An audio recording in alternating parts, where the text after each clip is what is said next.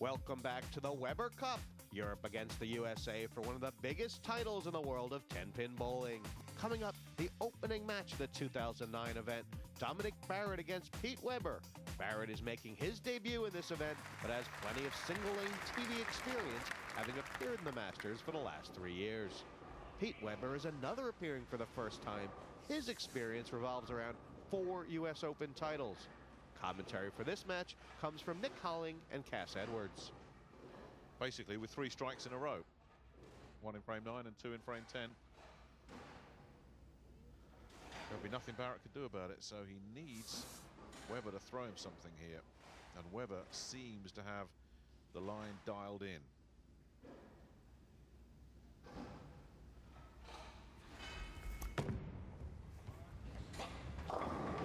Just as we speak, and there again is one of those corner pins. It's that 7 again. That's been his chocolate nemesis, isn't it? Absolutely, yeah. Corner pins, as we've seen before. Wasn't a bad been shot. Slightly soft as it got up to the pocket. Didn't really have the snap about it. Just rolled up gently, light on the headpin. Fortunate to take the 10 pin away, and now just spares the 7 pin. So he's still clean. But he's fallen behind, and now it's Barrett that can shut him out.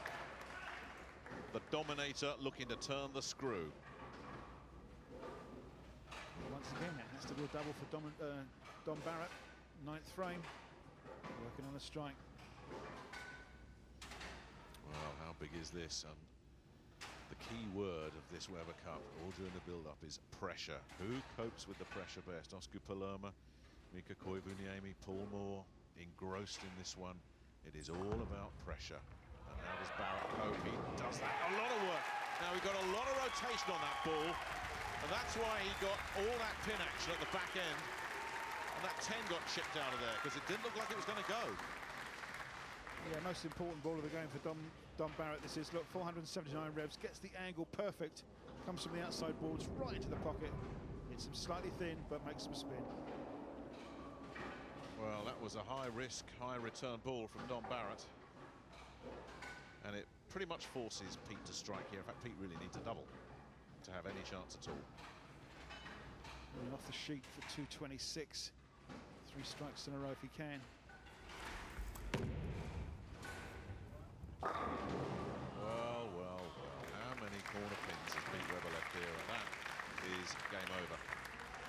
Pretty much so, yeah. And he thinks nothing's changed very much from last year, where he kept bringing those corner pins. It's been unfortunate. It's not been a bad game.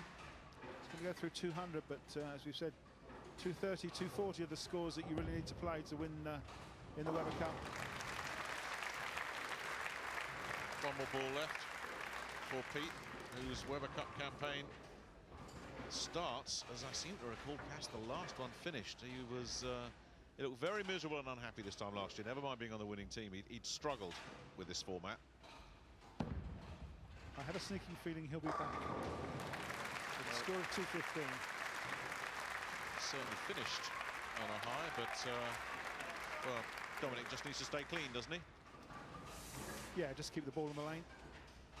He can strike out for 242. And will certainly want to.